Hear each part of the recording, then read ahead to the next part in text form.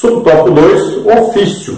Não é possível descrever todas as atividades dos anjos em tão pouco espaço. A Bíblia mostra a atuação deles nas diversas esferas do céu e na terra.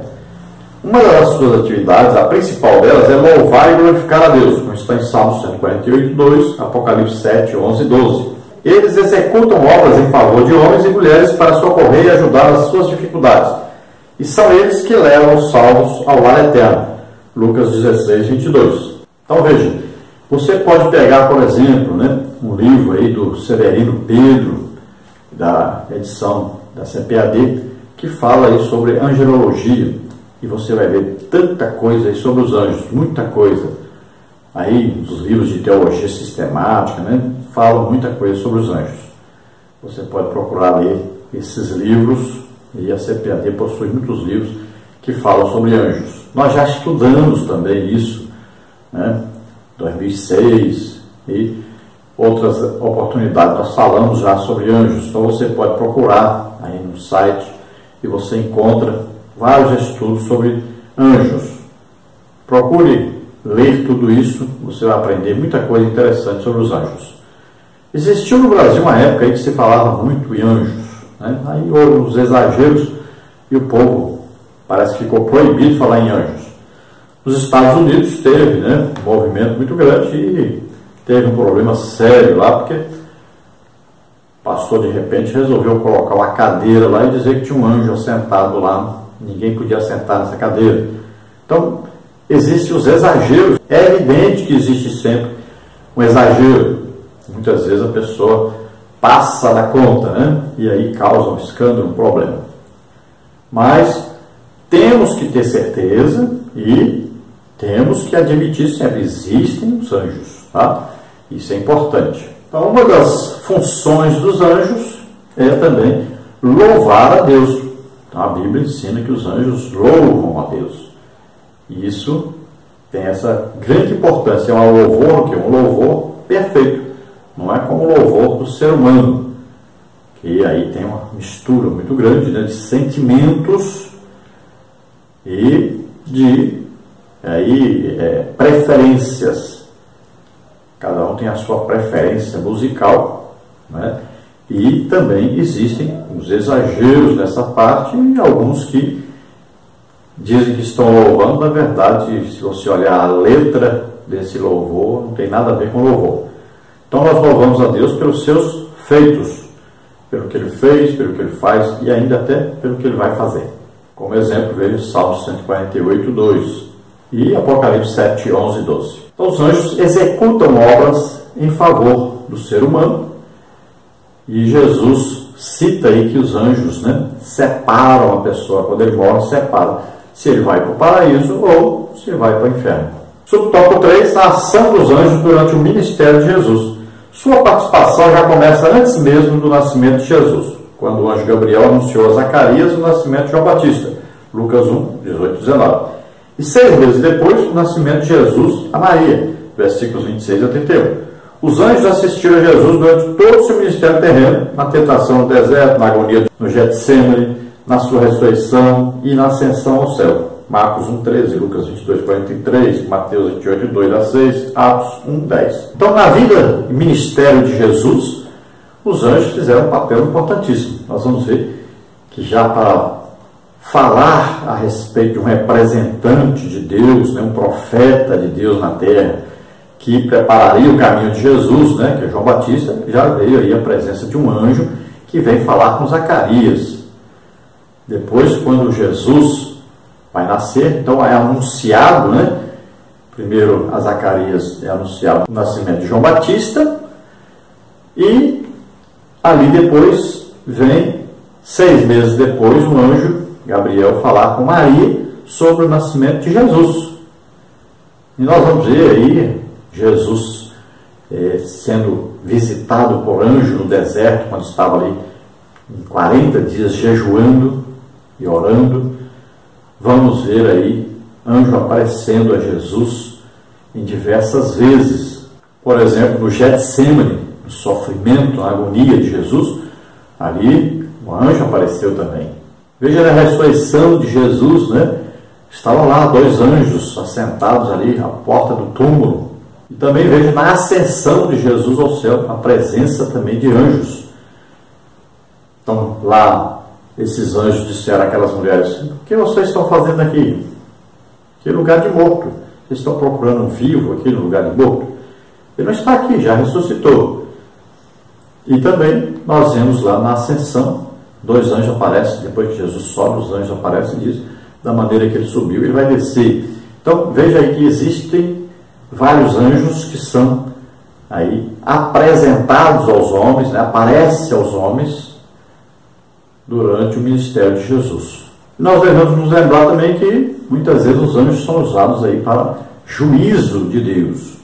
E nós vamos ver no Novo Testamento, nós vamos ver anjos servindo aí a Pedro, a Paulo, né? Falando aí com João. Então no Novo Testamento existem aparições de anjos também. Então anjos muitas vezes são usados por Deus em situações difíceis pelas quais os seres humanos estão passando. Às vezes uma enfermidade, às vezes um problema difícil, um acidente. Deus usa anjos nessas ocasiões. Tópico 3, as hostes angelicais. Subtópico 1, as hierarquias angelicais. Subtópico 2, serafins e querubins. Subtópico 3, arcanjos. Então a Bíblia menciona as categorias angelicais sem apresentar detalhes de sua natureza. Somente se manifesta em alguns casos, como veremos a seguir. Então, subtópico 1, as hierarquias angelicais. O apóstolo Paulo inclui nessas hierarquias 2 duplas de seres: tronos e dominações, e principados e potestades, como está em Colossenses 1,16. Alguns acham que a primeira dupla seja uma referência às coisas visíveis e as outras 2 às coisas invisíveis, uma tentativa sem sucesso. Os tronos estão localizados no céu, Daniel 7,9, Apocalipse 4,4. Mas a literatura pseudepígrafa dos antigos rabinos tem os tronos como seres celestes. A maioria dos expositores do Novo Testamento reconhece o termo tronos nesse contexto como classificação angelical. As dominações se referem aos poderes celestes, Efésios 1, 20 e 21.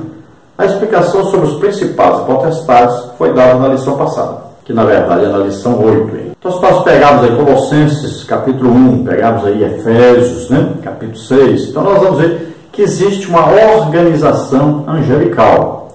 Existem aqueles, por exemplo, príncipes, né?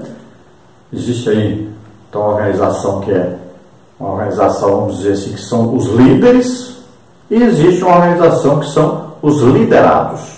Veja, por exemplo, que Miguel não ousou pronunciar a palavra, né, de maldição contra Satanás. Por quê? Porque ele era, na hierarquia angelical, ele era inferior a Satanás.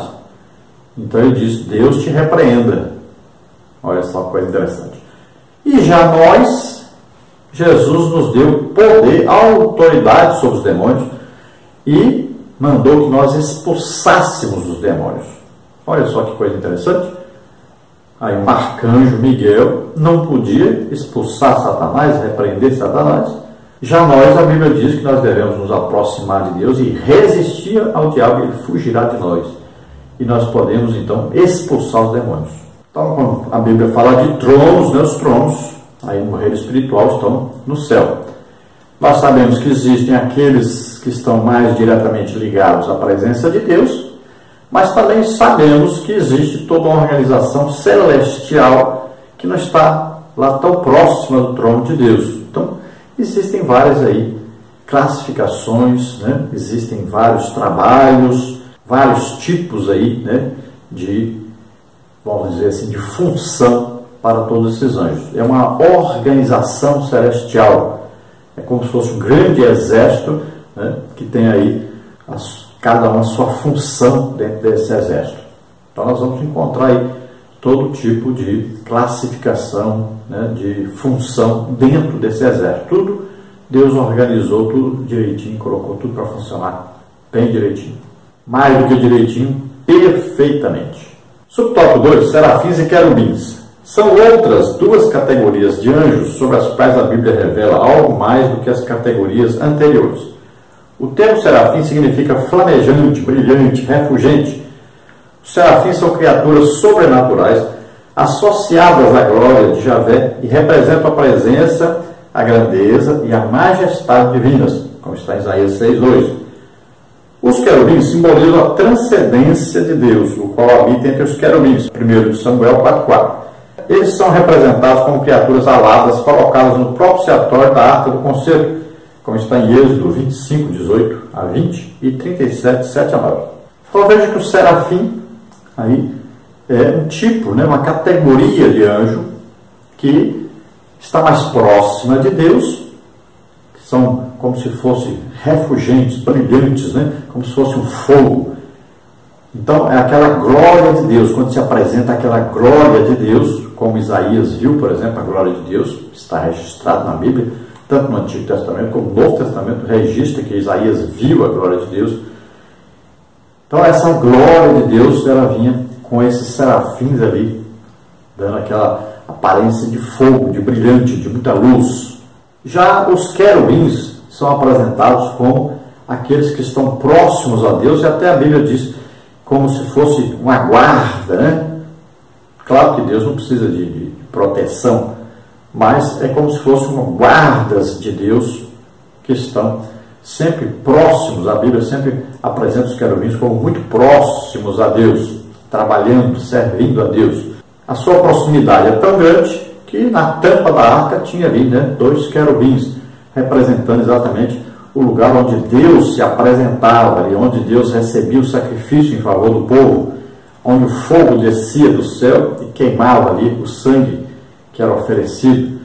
Então, sempre os querubins estão representando essa presença de Deus, essa manifestação de Deus, e a glória de Deus sempre está presente onde se fala que querubins estão ali em ação. A Bíblia nós vamos estudar na próxima lição sobre Satanás, nós vamos ver que a Bíblia fala que ele era um querubim ungido para a guarda de Deus, estava entre as pedras afogueadas. Então estavam ali os serafins e querubins, estava lá bem próximo de Deus. Ele se chamava Lúcifer. Subtópico 3, arcanjos. Esse termo significa chefe ou líder dos anjos. Essa palavra só aparece 2 vezes na Bíblia, com voz de arcanjo, 1 Tessalonicenses 4,16, mas o arcanjo Miguel, quando contendia, Judas 9. Os tratados de teologia costumam incluir Gabriel como arcanjo. Miguel e Gabriel são os únicos anjos mencionados por nome na Bíblia. O nome Miguel, Micael em hebraico, significa quem é semelhante a Deus. E Gabriel, que é Gabriel, varão de Deus. As Escrituras Sagradas revelam existir mais seres no céu da mesma natureza e com a mesma posição de arcanjo. E eis que Miguel, um dos primeiros príncipes, veio para ajudar-me, e eu fiquei ali com os reis da Pérsia, Daniel 10:13. Veja que a expressão um dos primeiros príncipes mostra existirem outros como Miguel. Então veja, arcanjo Miguel. Esse nome arcanjo então vai ser o quê? Uma designação de um chefe, de um líder dos anjos. E nós vamos ver que ele lidera até uma batalha contra Satanás e os seus demônios, é claro. Então veja bem que ele aparece também lá quando vai contender com Satanás a respeito do corpo de Moisés. Veja bem que o arcanjo Miguel é bem citado aí, é citado 2 vezes a palavra arcanjo, e quando fala Miguel, ele é arcanjo, então está se referindo sempre a essa chefia dos anjos, o arcanjo Miguel. E nós podemos reconhecer em Miguel como se ele fosse um grande líder dos anjos que prestam um serviço a Israel. Agora, existem outros arcanjos? Existem. Se a Bíblia diz que arcanjo Miguel é um dos primeiros príncipes, então é porque existiam outros. Então existem outros arcanjos. Isso é coisa assim, muito fácil de entender, muito simples. Tem tanta gente aí que diz que é entendido de anjo, mas é uma coisa impressionante, porque está muito simples isso aí. Se ele era um dos primeiros, é porque existiam outros, é evidente. Então, o arcanjo Miguel é bem conhecido por todos. Agora, alguns dizem que Gabriel é arcanjo, mas a Bíblia não diz isso. A Bíblia chama Gabriel de anjo.